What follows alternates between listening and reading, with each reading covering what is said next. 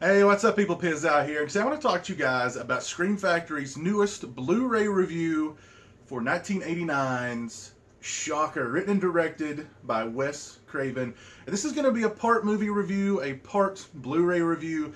I've never really talked in depth about Shocker on this channel, which is strange because of all the Wes Craven films, this is probably the one that I've seen the most. Even more so than Nightmare on Elm Street, even more so than Scream. Shocker. I loved this film as a kid. It was a regular rental for me. I'm not sure why exactly I liked it so much, because watching it again as an adult, it's a very, very dark, violent, even kind of a sad movie, to be perfectly honest. But I loved it as a kid. I rented it all the time. I don't know, something about it I just loved. And I still think it's a pretty good Wes Craven movie. Definitely one of the Wes Craven films that doesn't get talked about very much, but I think deserves to. I've always had a lot of fun with this movie. It is the story of Horace Pinker, who is a serial killer who, after he is executed, he becomes a body-hopping, electrified, electrical kind of creature that can, as I said, body hop. He can go through electrical appliances. He can go through your television, etc., etc. And his nemesis in this film is a young man named Jonathan, played by Peter Berg, who Horace Pinker slaughters most of his family. He goes out with his father, who just happens to be a cop, to try and stop Horace Pinker. We discover that Horace Pinker may or may not be Jonathan's real father. And it just turns into a really fast-paced, pretty action-packed slasher film, body-hopping slasher film, with, I think, some really good performances in it. And it's just a fun, like I said, dark, really, really violent, nihilistic, just dark, dark movie that I love. Now, is this one of Wes Craven's best films? No. Is it a masterpiece? No. There are some problems with this movie. It's a lot like A Nightmare on Elm Street. There's a lot of there's a part in the audio commentary from Wes Craven where it gets really quiet for like 10 minutes. Wes Craven doesn't say a word. And then he goes, I haven't watched this movie in a while, and I'm really taken by how close this movie is to Nightmare on Elm Street. So even Wes Craven admits, I mean, his biggest influence for Shocker was Nightmare on Elm Street. And I think what Wes Craven had in mind for this film was a franchise similar to A Nightmare on Elm Street that he would probably have more creative control over the future entries in the series. Unfortunately, that didn't quite happen for Shocker. It wasn't a big hit. It didn't set the world on fire. I actually have heard that there was a toy company that actually manufactured Shocker action figures in anticipation of this film being the next big, Nightmare on Elm Street type series. And I guess, they thought Horace Pinker was going to be the next Freddy. So they manufactured Shocker toys, Shocker action figures, Horace Pinker action figures. And they probably buried those in the desert next to the next to the big pit where they put all the E.T. Atari cartridges. But yeah, just didn't happen that this became the next big franchise. But again, I like it a lot. It's a lot of fun to watch. It is interesting to kind of watch the film and see its similarities to A Nightmare on Elm Street. There's a lot of, stuff that happens in dreams, and Wes Craven tries to blur the lines between dream and reality. And he does a pretty good job with it, I think. The movie looks really good. Like I said, it's very fast paced. There's very little time to sort of catch your breath in this film, and very, very violent. yeah, I mean, I've always really liked this movie. Peter Berg, I think, gives a fantastic performance. Of course, Peter Berg, I think, now is known more for being a director, movies like Friday Night Lights, etc., than he is an actor. But I think he was great in this film. Always have loved Mitch Pileggi as Horace Pinker. When the X-Files came along, and of course he was in the X-Files, and a lot of people, when they see Mitch Pileggi, they go, oh, it's the guy from the X-Files. When I saw the X-Files and I saw Mitch Pileggi in the X-Files, I said, oh, it's Horace Pinker from Shocker. So he's always going to be Horace Pinker from Shocker for me. Cami Cooper, I think, gives a great performance in the film as well as a Jonathan's love interest. She really pretty girl. She plays a ghost for most of the film. She has a very kind of it's not graphic on screen, but it's implied that it was a very, very graphic death. And she becomes kind of a ghost, kind of a guardian angel for Jonathan throughout the rest of the film, clad in all white, glowing with this very whispery kind of voice, which is kind of eerie in and of itself. There's a lot of water in the film, a lot of water going on in the movie. Peter Berg's character sleeps on a waterbed. Cami Cooper's character gets killed in a bathtub.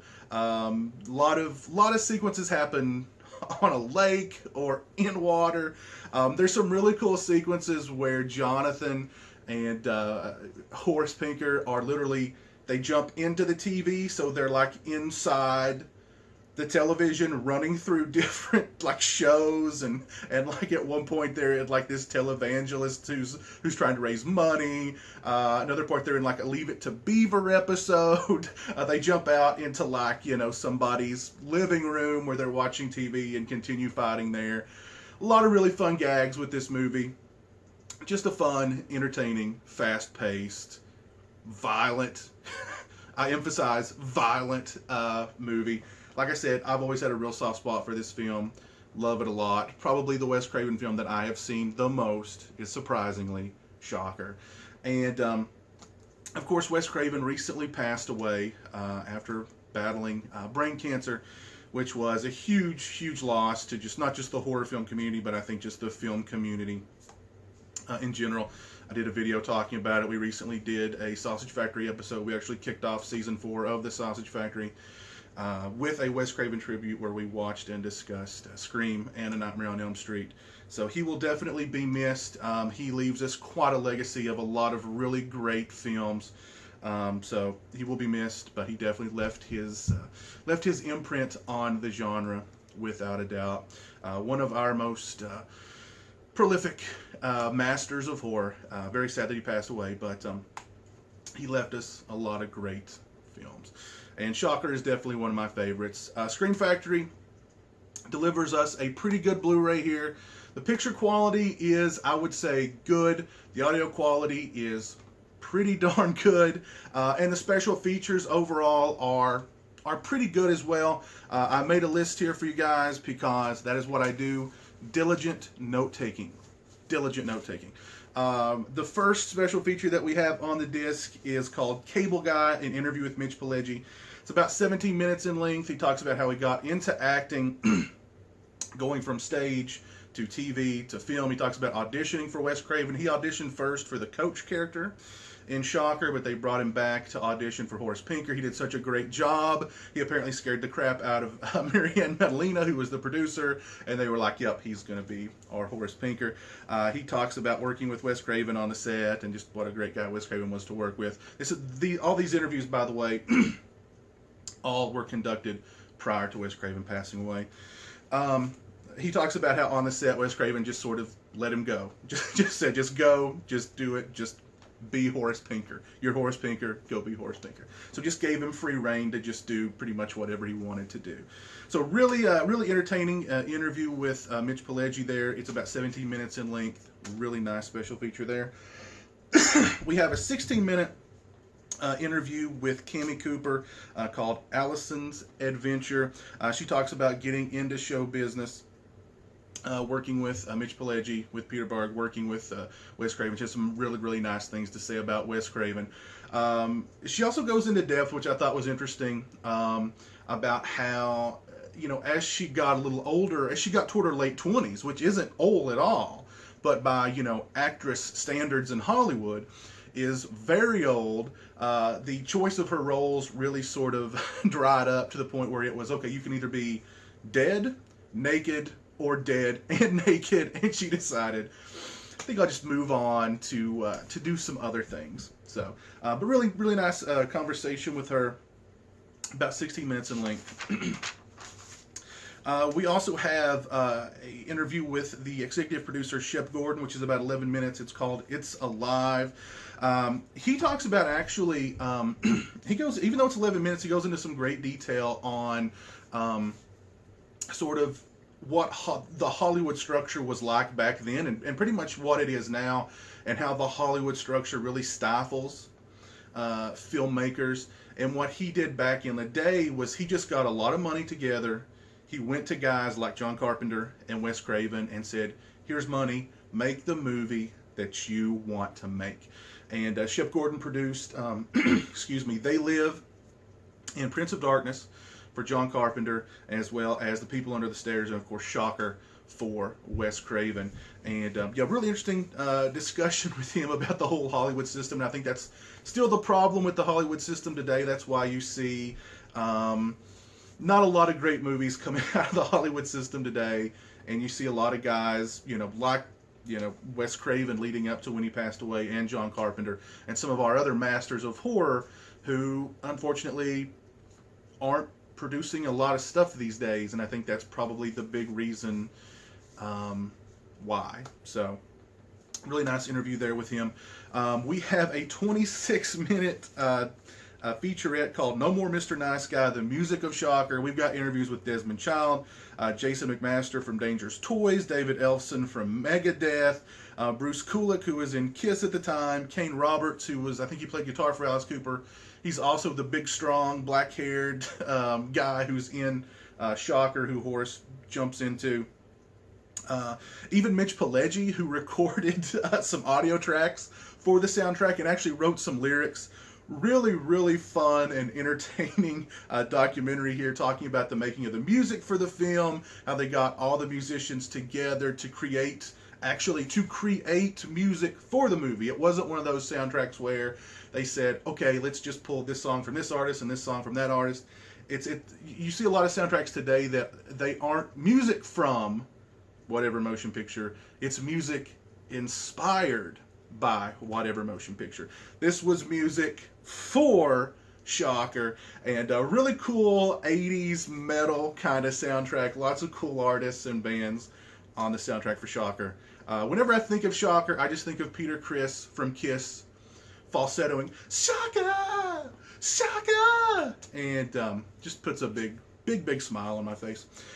We have a 9-minute vintage making of Shocker, with on-set interviews from Wes Craven, Peter Berg, Cammie Cooper, Michael Murphy, Mitch Pileggi, Marianne Madalena. Actually, I don't think they don't interview Cammie Cooper. I don't think they interview her, but all the other ones, with some behind-the-scenes footage from the film. And Wes Craven says a really interesting thing about Shocker in this vintage making of. He says, TV is the daytime dream of our nation, and I think that's pretty true, and that's still really true even today.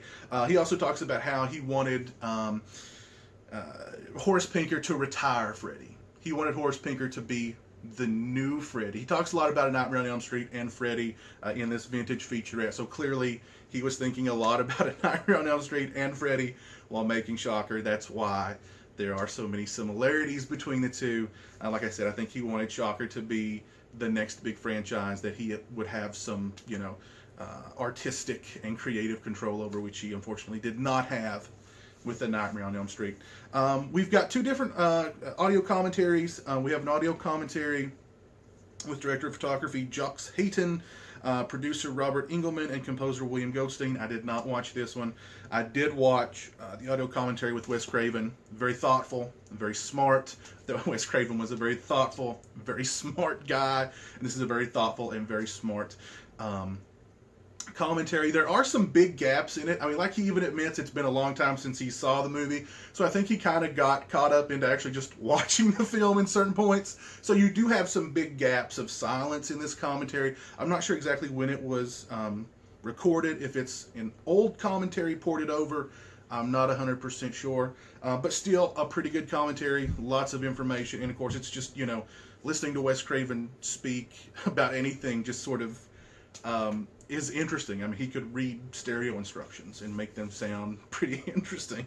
Like, should I be taking notes here? Should I really, you know? Yeah, overall, really nice Blu-ray release here from Scream Factory. If you're a fan of Shocker, this is definitely the way to go. The big missing thing with this release, of course, would be a new interview with Wes Craven himself. It didn't happen for whatever reason, and but still, pretty solid release here from Scream Factory. Overall, I'd probably give it at least a B+. Pretty good release here. Solid picture, solid audio, some really cool special features, nice commentary with Wes Craven. Definitely, this is the way to pick it up. Got this nice new art here. Of course, the sleeve inside, you can reverse it to the original poster art, which I always do. But yeah. If you guys have seen Shocker, please let me know what you thought of it in the comment section below. If you've picked up this Blu-ray, please let me know what you thought of it in the comment section below. If you want to leave any thoughts or anything about Wes Craven, what your favorite Wes Craven film was, what your first Wes Craven film was, what Wes Craven film scared you the most, thoughts, memories, etc. about Wes Craven, please do so in the comments section below. Yeah, so again, I mean, we've really lost one of horror's, I think, most thoughtful and smart voices and filmmakers in Wes Craven, but he will never be forgotten.